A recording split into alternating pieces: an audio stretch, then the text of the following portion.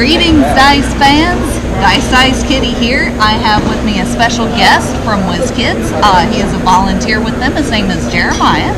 Where are you from, Jeremiah? Originally from Illinois and currently live in southern Indiana. Awesome. And how long have you been volunteering for WizKids? This is my second year volunteering for WizKids, but I've been a fan of theirs for like 15 years. So. Wow, that sounds a little like me, except I'm not a volunteer. Yeah. So. All right, well, I wanted to show you guys this awesome board game that WizKids has got out.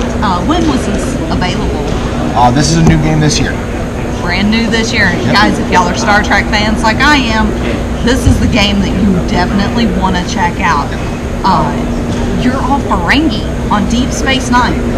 Who doesn't want to be a Ferengi, right? Right. So you want to give them a breakdown a little bit of how the game plays? Yeah, absolutely. Well, as Kat said, we are playing as Ferengi. We each own our own shop on the station, and we will be buying commodities to stock the shop. And then once we have those commodities, we will then be setting prices for them to resell to our customers to try to earn profit. That's definitely Ferengi if I've ever heard it. Through and through. So the way the game plays is I would be, in this case, the first clerk, which means I am going to basically set the market. So to do that, in a typical game, you're going to have 3 to 8 players. Right now we only have Kat and myself, but we're going to pretend like we have 3. Yeah. So we're going to set one action card face down. This is a mystery card, works as sort of a wild card for the game to impact things. It represents things like security breaches and problems at the docks, bringing in the commodities, things that would affect prices. There's one card that represents Brunt coming in to do his audits and actually forces us to auction off our property to the other players to pay our taxes. So that's what these cards do. And then the market cards are our products. So with 3 players, you're going to have 3 cards. 8 players, you would turn over 8 cards. So in these cards, we are going to be auctioning off tribbles, we're going to be auctioning off dilithium crystals, and phasers. It's a very Star Trek themed absolutely. set of commodities here. So then, what I will do as the first clerk, I will say we are going to be auctioning off the dilithium crystals first. And then I will set the bidding at 6 because that's the base value of the card. The auction will go around the table and everyone can keep bidding up as much as they wish. We will each start with 10 latinum, and we can of course bid up to that amount until as much money as we have to buy the dilithium. So let's say with our, as you can see here, are our strips of latinum. We also have slips, ingots, bars, and bricks, different denominations, very thematic. We will each have 10 to start. So let's say I want the dilithium, and Kat is going to wait. She doesn't want to get in on the lithium market quite yet, so I'm going to buy it for 6. So my 10 goes in. I get 4 back as change. This is now mine to stock into my store. And then I will still, as the first clerk, I get to offer up what gets auctioned next, but I don't get the opportunity to bid on it because I've already got a card. And that goes for every player. Once you have a card in this round, you don't get to bid on anything else. So Kat would say, I'm going to offer up the triples. In this case, she wants the triples. So she's going to bid on the triples, and she gets this one. Pays her latinum in, and she gets her change back. And that's how we do this. And the more players, you keep auctioning the things until everybody has a card. This didn't get auctioned, so this gets discarded. This would go to our actual third player. And then we move on to what's called the Latinum Squeeze. We're literally going to be squeezing the customers for all the latinum they're worth. So what we'll do is we are going to set the price. And the way to set the price is minimum 6, maximum of 12, double the face value of the card. Yeah, because the lithium crystals are 6, whereas like my triples are 3. So right. So we're going to set the price. We're going to force the customers to buy what we have. And in this case, especially in the first round, you will have now with fewer players. You're probably going to have monopolies because I'm the only one with the lithium, Kat's the only one with tribbles, and this player over here is the only one that had the phasers. So I'm going to set my price at 12. She's going to set her price at 6, as much as you can get out of the cards. So you're secretly and this becomes important with more players. You secretly write down the price of what you're going to set. You hold it, and then we're going to go down the list of all the commodities and earn dilithium, or earn platinum back for the products you have in order. And we're not going to go through too much more than this, but the products you'll be selling will be synthahol, power cells, tribbles, pads, Dabo machines, phasers, replicator units, and dilithium crystals. Valued, synthahol's 2, all the way up to dilithium, which is the most expensive at 6. And you will play as many turns as you can, dictated on how many players you have. With fewer players, 3 to 6, you'll play 10 rounds. With more players, you'll play 8 rounds to keep the gameplay at about an hour. And that's the game. And at the end, whoever has the most platinum, combined with the base value of all the items in your store, whoever has the most money wins. Yeah, very fair. Yeah, exactly. Because I mean, this game I love. I bought it yesterday, so I'll have some pictures, like some really good up close pictures of some of these. Yeah, but I gotta say, like on the triples card, rule of acquisition number 218, always know what you're buying. That is absolutely true for a triple.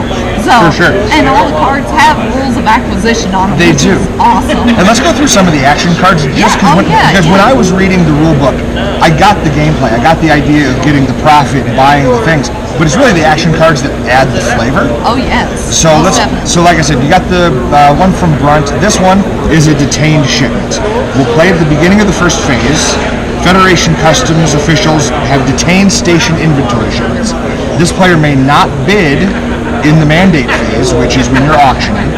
The first clerk puts one less card into the galactic market. We got Cascade Virus. The rebel group, the Maquis, has triggered a Cascade Virus. Choose a market card owned by another player. In this case, it'd be my dilithium crystals. The item is infected and removed from the game. So, me having dilithium real early is an advantage to me because I can set the price real high. I can make a lot of Latin really quick. But then if Kat realizes this next turn, I'm going to try to get one of these action cards, and she ends up with this Cascade Virus. She takes my dilithium out of play really quick. And you never know what action cards you're going to get because the price on those is 1 Latinum to start with the bidding. So you never know what you're going to get because they're face down. They come in face down, and when you do buy them, they go secretly into your hand to be played at any point during the game.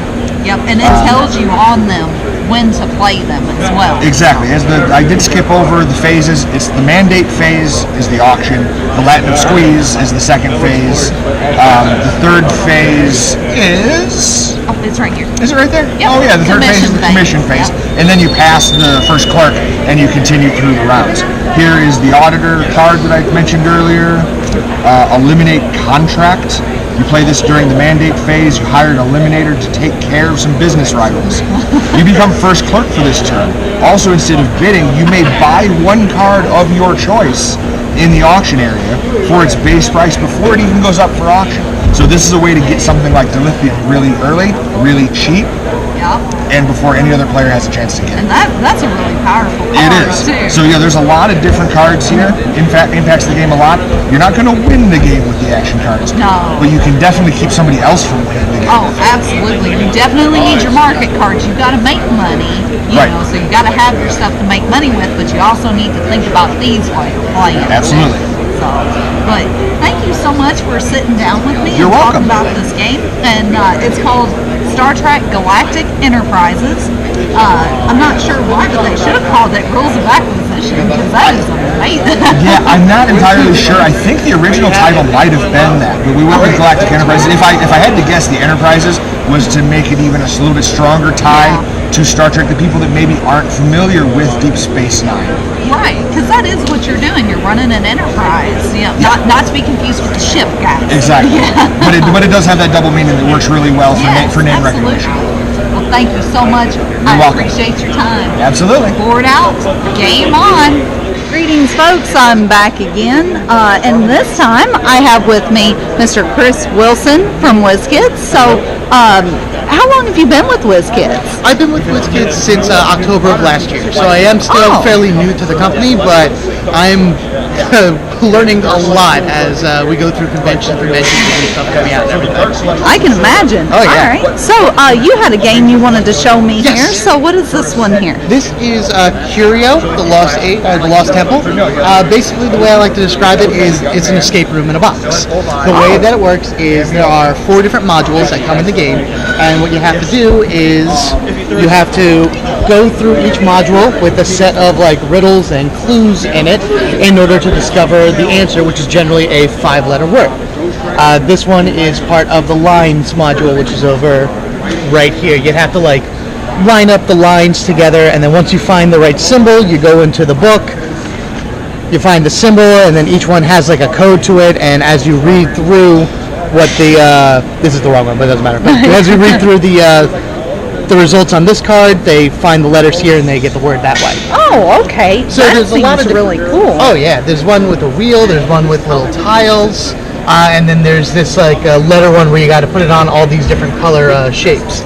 So what makes it the escape room is in the center here, there's a 30-second timer.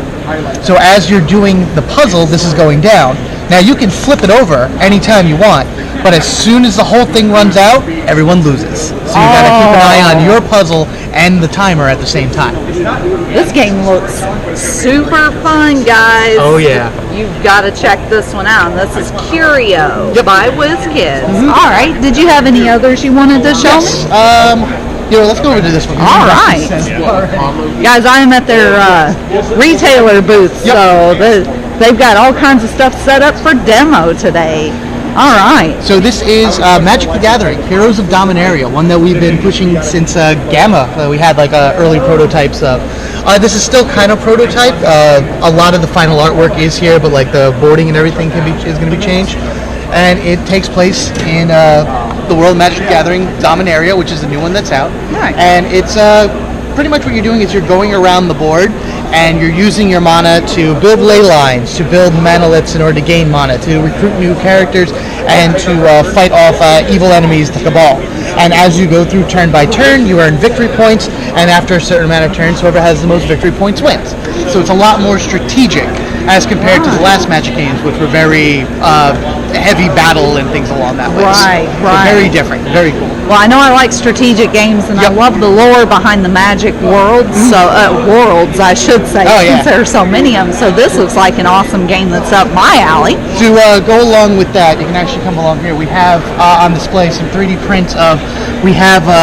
The premium edition of Dominaria is going to come with 4 pre-painted figures of each of the Planeswalkers, and this is them right there. Again, these are 3D images, so they're going to look a bit different in the final product, but at least you get an idea of what their size and shapes are going to be. Oh, sure. That's really cool. All right. We got some more stuff set up. Talk about SEAL Team Flix. This is a army dungeon crawler, so rather than like having a fantasy setting, you have a more modern setting. You take a group of SEALs and you infiltrate one of 6 different maps. This one happens to be an office setting, and you have to fight the evil eco-terrorists that are in there that have hostages. They have various information like dossiers and photos. And what comes with the Flix is as you're moving through the game board, you fire your weapons, you shoot one of these little discs on the field, bounce it around, you can hit different things, you can hit obstacles. Oh, that's cool. So it's a dexterity game as well as a strategic game trying to get your characters through this. That is awesome. I like that. And then also we have various, like if you need to pick a lock or something, you have a dexterity mini game where you roll to determine what the code is, and then you Flix again in order to solve the code and get through. So a lot of different ways to use like the flicking action and everything through it. So that's where the name Flix comes from. Exactly. That's awesome. Well, is there anything else that you would like to show me before we wrap this up? There is one more. Sure, absolutely. There's a little bit more out of scratch, but it still makes sense the way it is. So this is Fungeon Party, and exactly as it is, it's a fun dungeon. I like to describe these as kind of like a minute to win it game. So you have a set of quest cards, and in somebody's phone, each quest card would add 30 seconds to a timer. You would then pick whatever type of character you wanted to be as, so that you have your typical, dungeon party, each with their own health and their special abilities. And they also have, the game comes with all of these dice. So you get lots of dice with it. You get little magic wands in order to do other quests. You get one meeple, so you get a lot of different components with this. And then on a go, you flip over the first quest, you read it out loud, and you that way if you need, and then you pretty much do it. If you complete the quest, then you gain experience. You can skip a quest, and it's just a really fast-paced game where you're doing things like bouncing dice and rolling dice and balancing meeples, all kinds of different things. That is super cute. I like that. That definitely sounds like a fun time. Absolutely. But, well, anything else before we wrap this up? I think those are the big ones that we're showing off. I mean, we do have other demos available like Kung Fu Zoo or Endless Pass. Right. You know, a lot of the good stuff that have come out within the last few months and that we're all very proud of. So. Well, they look like amazing games. What are the ranges on the prices on some of these? Typically, our smaller games are $20. SEAL Team was $60, so that's pretty much your range on the games. Yeah, well, I was going to say, it looks like it's worth the $60. Yeah, there's a lot of, yeah. It's pretty chunky with all the stuff they did, definitely, so it's worth it. All right, well, Mr. Chris Wilson, thank you so much. You appreciate it. Yep. All right, guys. Well, that's it for my WizKids interviews today. So, board out, game on.